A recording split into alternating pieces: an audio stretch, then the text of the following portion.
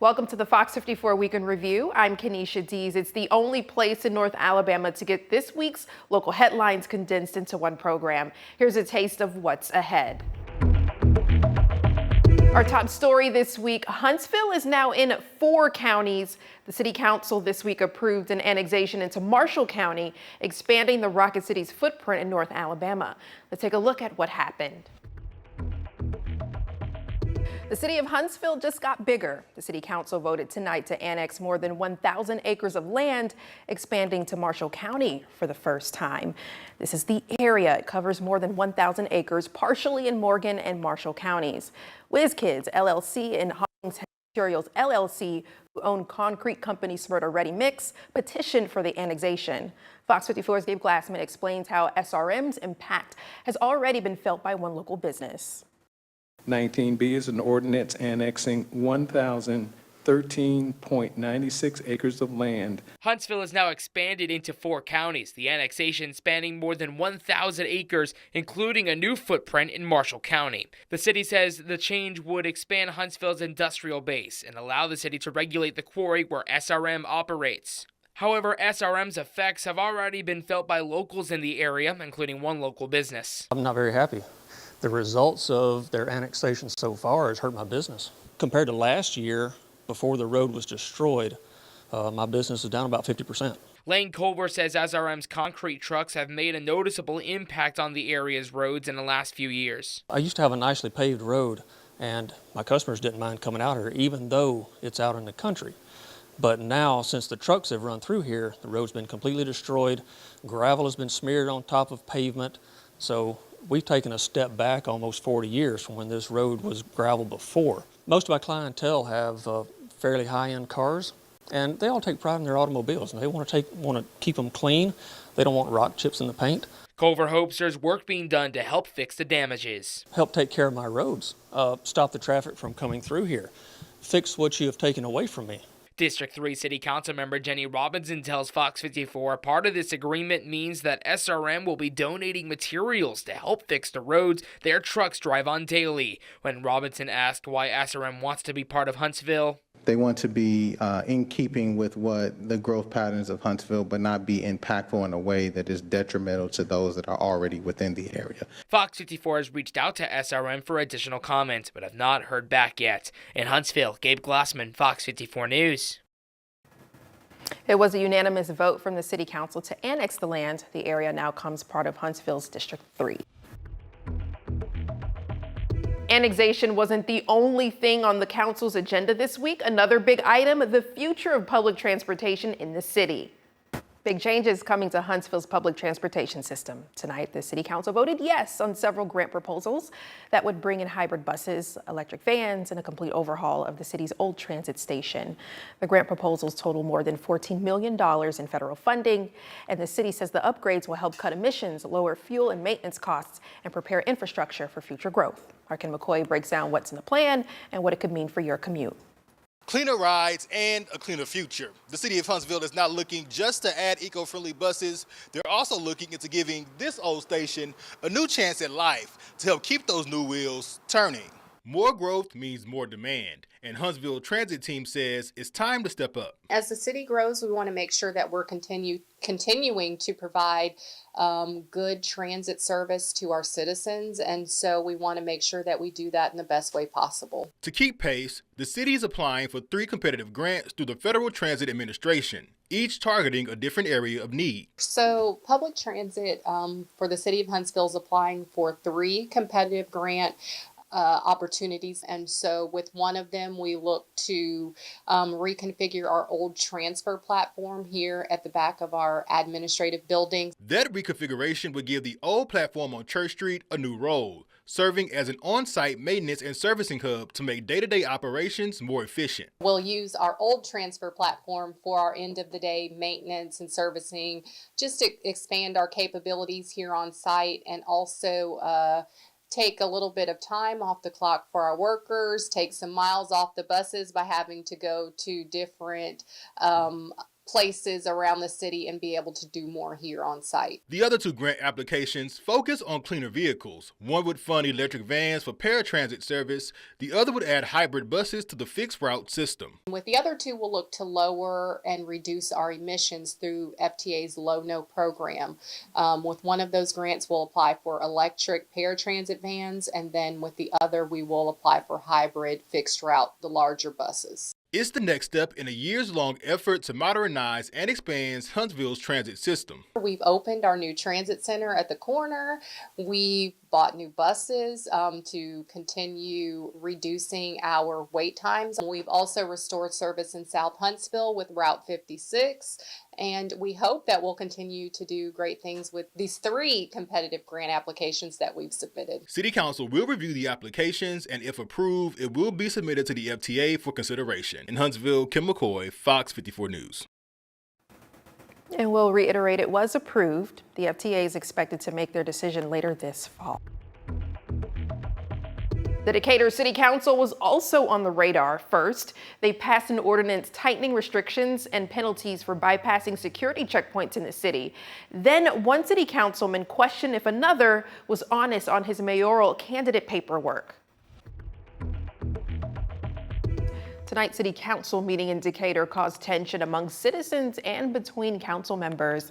The new security ordinance approved tonight in Decatur, and now requires any unauthorized person to go through a security checkpoint before going into a secured area. Fox 54's Gabe Glassman breaks down what this means for Decatur residents. You're used to going through a metal detector or some form of security checkpoint, but because of a vote by Decatur City Council, it could be required for you to go through those checkpoints before gaining access to a secured area.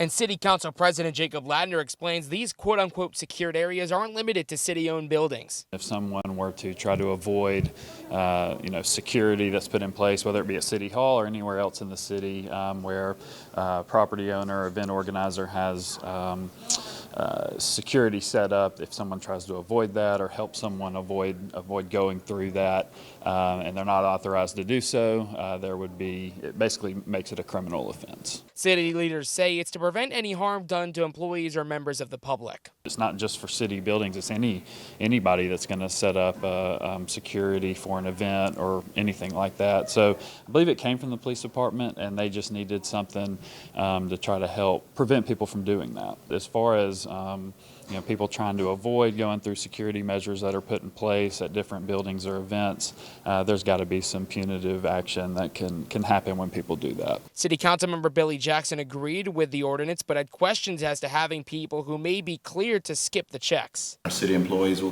not come through this checkpoint. We as council members will not come through through that checkpoint.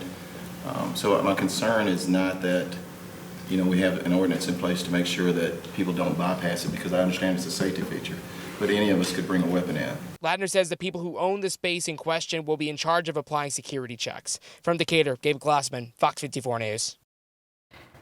The City Council approved these changes with a 4-1 vote, the lone no coming from District 4 Council Member Hunter Pepper. Tensions appear to be growing inside Decatur's city government ahead of elections next month. Councilmember Hunter Pepper is raising questions about fellow council member and mayoral candidate Billy Jackson making serious claims in private messages sent directly to Fox 54. Pepper raised concerns about the condition of a property Jackson once lived in and the fact that Jackson listed that same address on his official paperwork to run for mayor. Jackson no longer lives at the home, but Pepper believes its condition raises bigger concerns and questions. Fox 54's Ken McCoy tells us why. In text messages and emails sent directly to Fox 54, Councilman Hunter Pepper makes multiple claims about fellow councilman and mayoral candidate Billy Jackson, a few of which we are working to verify. Pepper says Jackson used a property he no longer lives in, and one he says Jackson himself described as structurally unsafe, as his official residence for candidacy filing. He wrote his house is structurally unsafe, according to Mr. Jackson and several others. According to the Freedom of Information Act request, Jackson's address on the 1200 block on 2nd Street did match what's on the candidate form. Pepper says, according to local ordinances by the city, the house should be condemned, which he says there are two options. The homeowner can either make the repairs, or he wrote, if the homeowner doesn't do either, the city would do it for them and charge them for it. However, Director of Development Dane Shaw says the property has been working through the litigation process for some time. Sharing with FOX54, we look to work with all of our citizens that are working through litigation with the insurance companies regarding their property. This property has been in the litigation process for some time. We are monitoring the situation to determine how to proceed. Pepper goes on to say he filed a complaint with the Alabama Secretary of State's office, writing, I have since filed a complaint to ensure that he is held accountable. And he doesn't stop there. Pepper alleges a possible cover-up, saying city leadership directed staffs not to document the condition of the home. At this time, none of those claims have been confirmed, and it's also unclear whether the Secretary of State's office is taking any action regarding the complaint. Councilman Billy Jackson has not yet publicly responded to the allegations. Indicator Kim McCoy, Fox 54 News. We have reached out to both Councilmember Jackson and Mayor Bowling and are waiting for a reply. Next, we take you to the Shoals, where a Sheffield pastor reflects on what a recent fire means for his church, and TVA requests public input on a Colbert County solar project. A Northwest Alabama community is picking up the pieces after a fire earlier this week burnt a church to the ground. There's not much left to the First United Pentecostal Church in Sheffield. This was only the beginnings of the fire earlier this week on Wednesday. Sheffield Fire Department says there were no injuries or casualties, and the cause of the fire is still under investigation. I spent some time with the pastor of the church, who describes his views of the flames. Sometimes when I smell smoke, somebody out here is burning something. So I walked out the door. I said, yep, somebody out there is burning something, because I could smell it strong. So I walked around the building, which is around the wing there, and I looked up, and there was this huge column of black smoke pouring out from the central air unit duct. Pastor Gilbert Salinas has been leading the First United Pentecostal Church in Sheffield for 35 years. He never thought something like this could happen here. As they were fighting the fire, it looked like it was going down, and it was going out, and all of a sudden, smoke would build back out. It happened over and over and over. More than 80 years of history burned to ash in less than an hour. People rubbishing through the rubble tell me there isn't much to be saved. How much have you been able to save out of everything here? As far as material-wise, this desk right here and a couple file cabinets. That's it.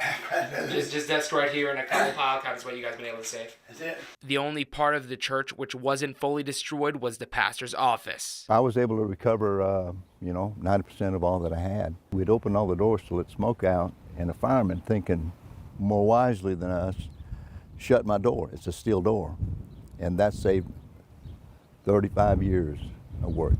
Selena says while the doors of this building may have closed, another door has already been opened by nearby community members. Places like the nearby Park Place apartments have given congregants a conference room as a temporary space to pray. I'm going to fix it up. Y'all come Sunday and keep going. So that was just, we believe, a miracle of the Lord, because we didn't have anywhere to go. We were at a dead end. But God never stops, right? Now in this tragedy, the community has just stepped up and reached out to us. The community kind of just came together with support. Unbelievable. I'm shocked and grateful for this community. Pastor Salinas also tells me there have been a few other places that have kind of opened their doors to congregants looking for a place to hold service. A new sound system was donated to the church earlier today as well. The Tennessee Valley Authority looking to bring a new power plant to North Alabama. This time, they're proposing a solar energy facility in Colbert County, just south of Tuscumbia. The reason? To add more energy to the power grid and support energy security in the area. TVA proposed that the project be completed by a third-party developer, saying they'll buy energy directly from the solar facility to add to TVA's grid.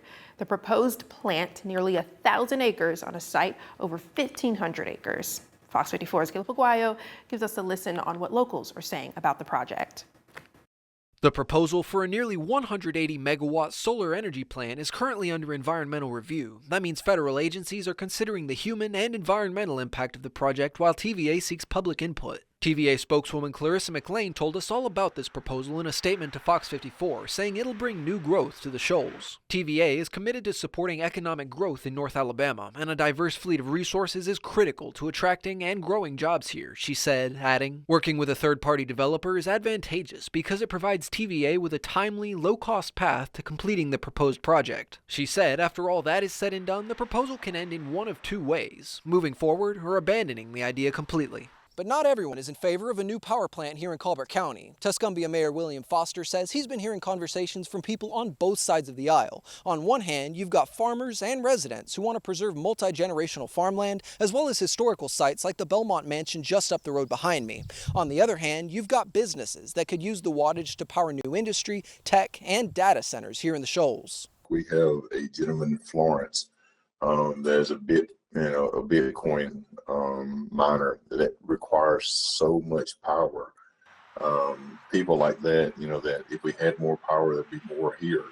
So I see the need for the power, and I do see, TVA putting the money and effort to make sure that the power needs for the whole Tennessee Valley is reached. It is a double-edged sword. Farmland is precious to us in America. But again, you can't hold back an individual that's wanting to sell his property, and that if they would have sold it something else. So you got some that's going to be vocal against it, some going to be vocal for it. McLean also said in her statement, "We understand that all projects like this impact people, and TVA wants their input. With that in mind, TVA is hosting a public comment forum next Tuesday to hear what the community has to say about the proposal." In Tuscumbia, I'm Caleb Aguayo, Fox 54 News. And if you happen to miss that public meeting, there's also an online survey you can fill out to get your opinion in the mix. You can find that on our website, fox54.com. For those of you who travel, an announcement from the TSA this week will make you and your feet very happy. What's the big change for flyers? It feels like every time you go to the airport, there are new rules to follow. Now, there's one less you'll have to abide. A new change at airports across the country aimed at getting you out of line and on your plane faster. TSA announced just yesterday that they're getting rid of their shoes off policy. It's part of a goal to find more innovative ways to conduct security procedures. Fox 54's Caleb Aguayo shows us the impact on our airport here in the Rocket City. TSA got rid of their shoes-off travel policy at security checkpoints across the country, meaning you don't have to stop and lace up at the airport anymore. The news broke yesterday after Homeland Security Secretary Kristi Noem announced the policy change. The new rule aimed at streamlining the process of getting onto your flight on time. According to the TSA, it's all to modernize and help out travelers across the country. The Trump administration spurred the policy change, hoping to improve travel by lowering wait times. In a statement, Secretary Noem said, "We expect this change will drastically decrease passenger wait times at our TSA checkpoints, leading to a more pleasant and efficient passenger experience." She added, "Thanks to our cutting-edge technological advancements and multi-layered security approach, we are confident we can implement this change while maintaining the highest security standards." Talon Walton with Huntsville International Airport says it will help travelers in the long run, but they still need to watch the clock before heading to the airport. I think passengers may see a little bit more of a speed up in the TSA line if they don't have to remove their shoes. It's one less step in that process. Sometimes that process can feel a little tedious. We know the importance of it, of course, but I do think it's an exciting thing for them. Even with this new policy, we still want to encourage people to arrive at least 90 minutes prior to your departure time. And as a reminder, if you are checking a bag, the airlines have different requirements, typically 45 minutes before the departure time, that bag has to be checked. So although this policy may speed up your time some in the TSA line, it's important to remember that airlines still have policies and you still want to be here with enough time to make it to your gate. The other security measures at TSA checkpoints still stand, like Real ID verification, flight vetting, bag checks, and metal detection. In Huntsville, I'm Caleb Aguayo, Fox 54 News. The TSA began requiring passengers to take their shoes off back in 2006. It was nearly 5 years after a failed terrorist attack from so-called shoe bomber Richard Reed. That plane landed safely in Boston after passengers helped subdue him. Let's take a look now at some other stories from around the Tennessee Valley. Madison residents got to meet their candidates at a public forum. Athens police are collecting a lot of now illegal hemp products from merchants. Free to Teach received a big donation. And what should you do if you see a gator? Election Day is next month in the city of Madison, and tonight, all Madison City Council and mayoral candidates got a chance to tell their constituents more about themselves and why they want to serve in public office, even if they're running unopposed. One of our top priorities was to ensure that all of the candidates have a really great experience. So the chamber did an incredible job of making sure that the candidates were very well prepared with expectations, giving them the questions ahead of time, and we're just excited to have everybody here and to learn more about their platforms and what they hope to do if elected to office. Since I'm unopposed and I'm, being the next Madison City District 5 council member, I really want to hear from our residents because I feel that, Madison is about our community and what our values and vision are. And so I'm very excited to hear from our community, and I'm excited to kind of tell my story of why we moved to Madison and why this is so important to me. For 9 months, I've been campaigning kind of pre-qualifying and meeting people, talking to them about what they think is important. So tonight is really that opportunity to engage further with folks that care about what's going on. I would tell you it's the most rewarding part of this process so far is just understanding and meeting people and building the relationships. That's what all of this is about, is we get into office and we can talk to the constituents and say, what's important, what can you do, and how can I help? That election date is coming up quickly in the city of Madison, and it's set for August 26th. Athens police say the rollout of Alabama's new hemp law is going smoother than expected. Some store owners are voluntarily handing over banned hemp products, thousands of dollars worth in the 1 week that the law has been in effect. Athens police say about $10,000 worth of hemp products have been collected. New state law prohibits the sale of psychoactive hemp products like Delta 8 and Delta 10. Athens police say they reached out to shops ahead of the change and offered a way for businesses to safely dispose of those products. Fox 54's Ken McCoy has more on what Athens police is calling an adjustment period. It wasn't a raid, it wasn't a bust, but inside Athens police headquarters, there's a growing pile of now illegal hemp products handed over voluntarily. We actually have had roughly about $10,000 worth of merchandise dropped off here at the police department. Detective Sergeant Kelly Fussell says the department went store to store early, arming shop owners with copies of the law and an offer to help. We did go out and make contact with everybody that was selling the product and kind of gave them the heads up about, copy of the statutes and all of that. And we made that offer to them too. If they weren't able to send it back to their vendors or whatnot, they were free to bring it up. Right now, enforcement is more about cooperation than punishment. So no random inspections just yet, but they're on the calendar. We haven't done any follow-up inspections with any of the merchants yet. That is planned. We just have to organize that and implement it. But prior to the law taking effect, we made contact with them all, personally. The department knows some shop owners took a financial hit, and for now, they're choosing to be patient. The interaction's been real positive. Of course, I know it's difficult for them because there's a lot of money involved.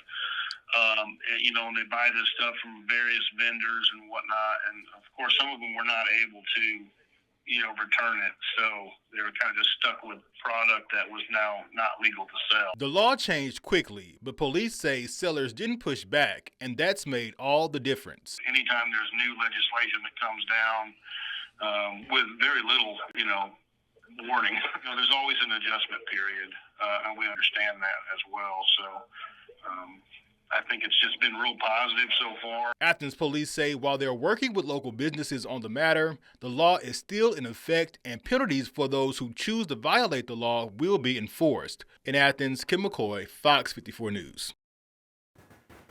Athens police say those penalties can include up to $15,000 in fines, a felony conviction, and the revocation of their business license.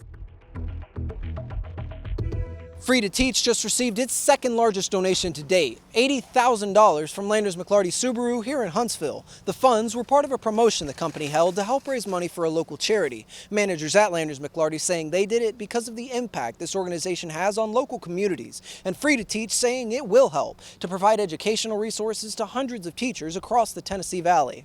We really work to listen to teachers, understand what it is that they need, and then get those supplies out to them through our model of teacher shopping. And so, I think what it means for the classroom is more joyful classroom communities. Free to Teach is making a significant long-term impact, and this is becoming a sustainable resource for our community where we're seen as kind of a partner with our schools, a partner with our businesses to give back. Landers McLarty Subaru held a 45-day Share the Love event. They took a percentage of every sale along with extra customer donations as part of a corporate event to help local nonprofits. General Manager Brian Klee says they sold almost 200 cars to provide their donation. I would give 100% of the credit to the community because we can't donate anything unless anybody follows through, unless the community themselves, our customers, our employees, our everybody that we're associated with, the other companies that we're associated with, that we get that word out. We 100% owe the success of our dealership and that check to Free to Teach to the community. And sales manager Frank Williams says the choice for their donation was clear when he saw what they're doing for local teachers. It was an eye-opener for us. I think the first time we came, just to see everything that they're doing. You hear about it, you see stuff on social media, but like we all know, you only see certain aspects of that. But until you actually come and see the impact that these people are having on the teachers of our community, it's real eye-opening. Today's opening at the Free to Teach shop saw 135 teachers. The free resources available to more than 6,000 teachers and help serve more than 75,000 students in the area. In Huntsville, I'm Caleb Aguayo, Fox 54 News.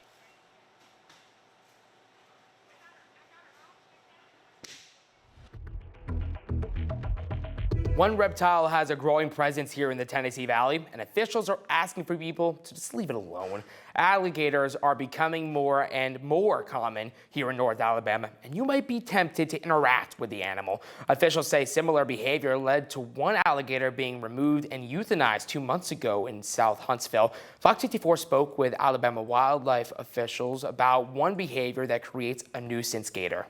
Alligators that become habituated to humans and alligators that learn to associate humans with food can become a problem. They can approach people for food at times that is not safe and is unexpected. And so it's very important for people to make sure they're not feeding alligators on purpose and also not feeding alligators by accident. And that would mean making sure you're not throwing fish scraps into the water or other leftover foodstuffs into the water where an alligator would learn to associate that place with an easy meal. And from the sports desk, a big name was in Huntsville this week, and football fans get ready for next week's SEC Media Days.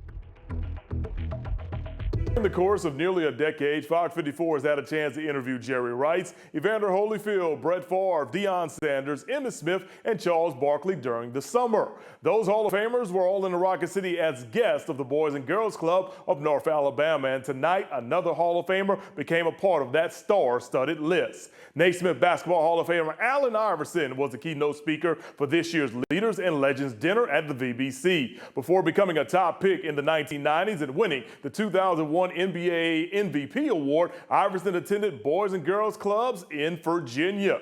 There, he learned how to build relationships with his peers, and he got early opportunities to build his skills on the basketball court. Allen Iverson has some very fond memories of his childhood club.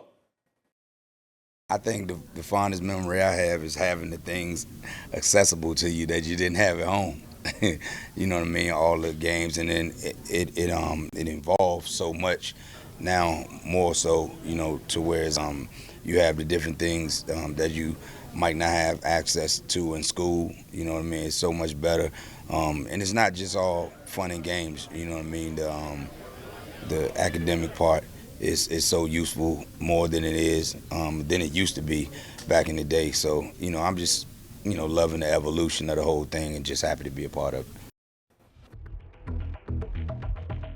Hey, sports fans, talking season is officially underway for conferences like the Big 12. But next week, things get real with the SEC in Atlanta and the SWAC in Birmingham. We already know who's going to SWAC. And finally, we've got a full roster for the Southeastern Conference. We'll talk with the Auburn Tigers on Tuesday morning in Atlanta. Joining head coach Hugh Freeze will be a trio of seniors. Keldrick Falk, Connor Liu, and Jackson Arnold will be in the building to talk Tigers football. Falk will be making his second consecutive Media Days appearance after appearing in Dallas just last year. Liu is a 3-year starter who anchors that offensive line, and Jackson Arnold is making his second appearance at SEC Media Days, but his first as a Tiger. He was with the Oklahoma Sooners last season.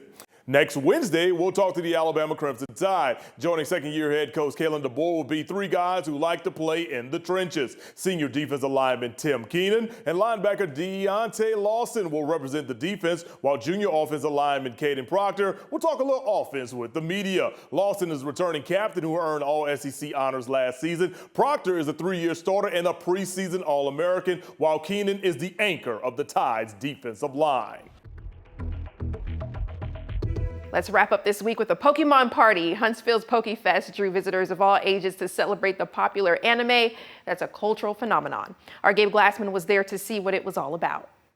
Many of us have various hobbies and special interests, whether it's sports, gardening, cooking, or for some of you, Pokemon. Pokemon fanatics gathered in downtown Huntsville this weekend for PokeFest. It brought out around 4,000 people who all share a love for the fictional series, and even some who deeply care about the rarest trading cards, a booming business in itself.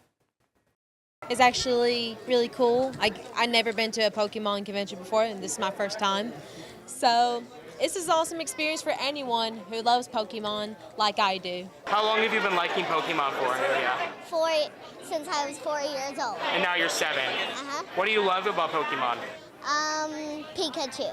Whether it's just Pikachu or Pokemon as a whole, the thousands of people who showed up to PokeFest in Huntsville this weekend all share the same love for the series. It's just one of those hobbies that, just makes everyone feel good. We started playing Pokemon Go when it was really popular, and that just kind of trickled down to my daughter when she was born, and we just kind of kept it up. While this event brought out people of all ages, some have been playing the popular card game since they were kids. When I was a child, it came out, I was about 9, 10 years old. Parents helped me get some Pokemon cards. I fell in love with it. My daughter actually got me back into it. At PokeFest, you'll see people walking around with binders filled with trading cards, a business which has taken off in the last 5 years. COVID happened. Everybody's locked up in their houses. It has popped off. It has become huge. They saw their collections back at home. They just kind of, needed something to do while they were stuck at home. It became very popular. The prices have gone through the roof. The most popular trading cards have sold for record highs in the last few years. This Illustrator card from 1998 is the most expensive Pokemon card ever sold, with a price tag of more than $5 million. Baseball legend Mickey Mantle's 1952 card sold for a record-shattering $12.6 million in 2022. But these high prices don't come close to the priceless love these collectors and many others around the world have for the hobby. I think that COVID really brought out this desire in people to kind of live our lives better and find more joy and happiness in everyday things. And so I think as part of that, it's really kind of blossomed from that. And if you missed out on PokeFest this time around, don't worry. The Huntsville Summer Poke Bash will be making its way to the Rocket City in September. Event organizers say they're working on finding a bigger venue to accommodate its growing popularity.